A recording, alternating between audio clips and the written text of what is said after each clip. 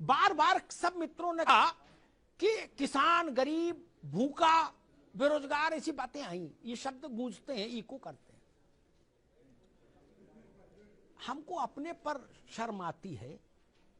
दुर्भाग्य मेरा कि मैं पत्रकार हूं, तो राजनेताओं को देखा भी है अंतरंगता से,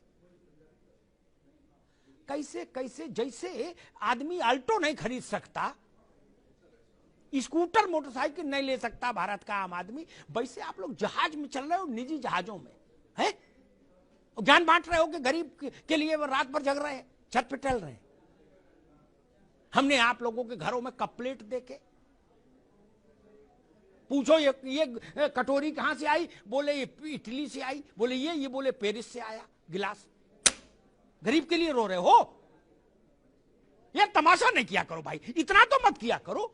लोग सुनते होंगे टीवी पर, इस पर, तो क्या कहते होंगे? जहर खाने का मन करता होगा गरीब आदमी का, उसके गरीबी के साथ मजाक मत करिए। आप रोटी नहीं दे सकते तो शांत तो रहिए। काजू बादाम खाने के बाद बाहर निकले और ये कहें कि मैं भी भूखा हूं, ये तो झूठ मत फैलाइए। क्या आपके घर में बाल बच्चों की शादियां नहीं देखी हमने? नहीं देखी क्या? आप लोगों ने जितनी नहीं देखोगे, राघवेंद्र ने, कपिश ने, आनंद ने, उतनी मैंने देखी है, विक्रम राव साहब ने देखी है। आपके नेताओं के यहां शादियां, पैसा ऐसे बहते देखा।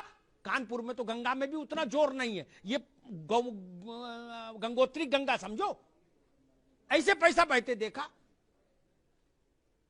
एक नेता की यहां शादी हुई थी परिवार में, जहाज ऐसे उड़ा और बात कर रहे हैं कि जी 400 करोड़ कॉरिडोर में लग गया, देश भूखा है। गजब बात है।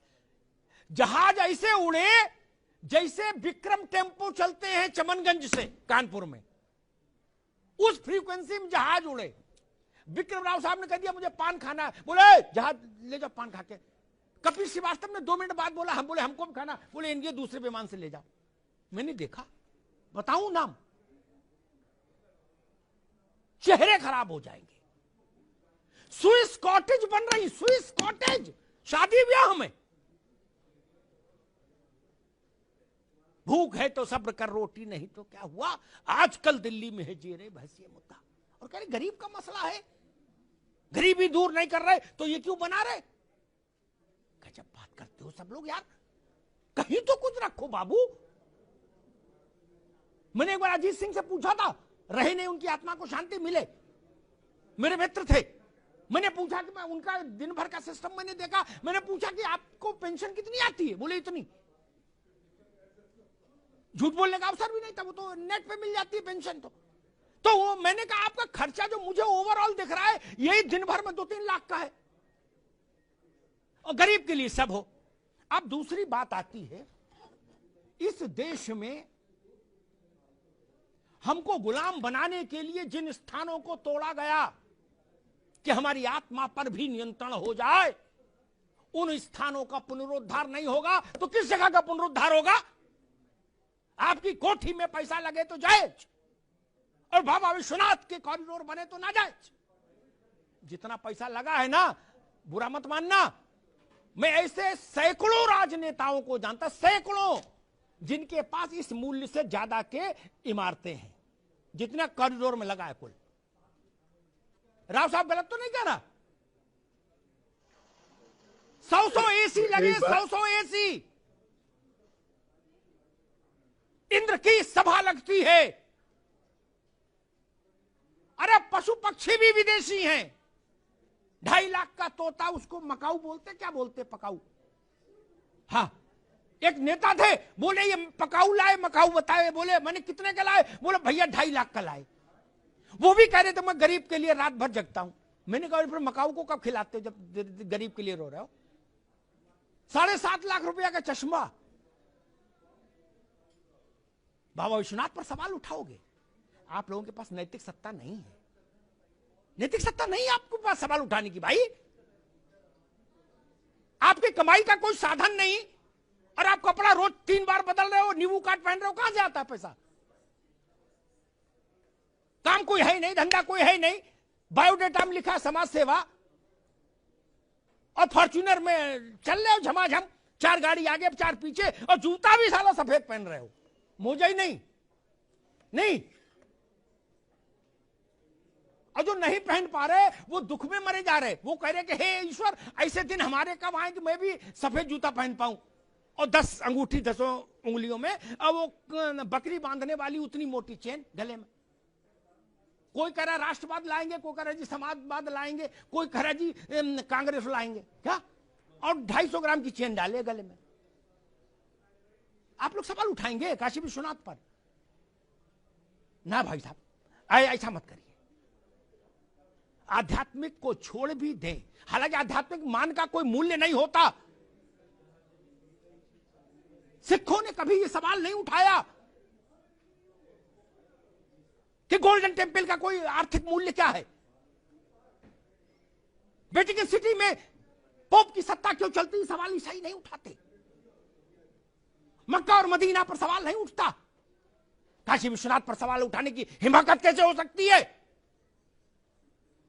अयोध्या पर सवाल उठाने की हिमाकत कैसे हो सकती है? जब राजनीति नहीं थी, जब पार्टियां नहीं थी, जब नेता नहीं थे, तब इस देश को किसने एक रखा मेरे मित्र? हम लोग तो बाद में आए हैं नेतागिरी करने के लिए। हजारों साल की गुलामी के बाद भी अगर तुलसी चौरा बचा रहा, उसमें दीपक बाती होती रही, अगर सत्यनारायण की कथा बची रही, अगर बजरंगबली का मंदिर बना रहा, अगर राम सीता विवाह हो की यादें बनी रही हमारे जहन में, तो यही मठ मंदिर थे जिन्होंने भारत की आत्मा को जीवित रखा। शासक कोई रहा हो, शक आए, हूड़ आए, मुगल आए, कहां कहां के अलबन बलबन सब आ गए, क्या कर लिए? काल के गाल में समा गए। केवल हम जिंदा रहे। कुछ बात है कि हस्ती मिटती नहीं हमारी।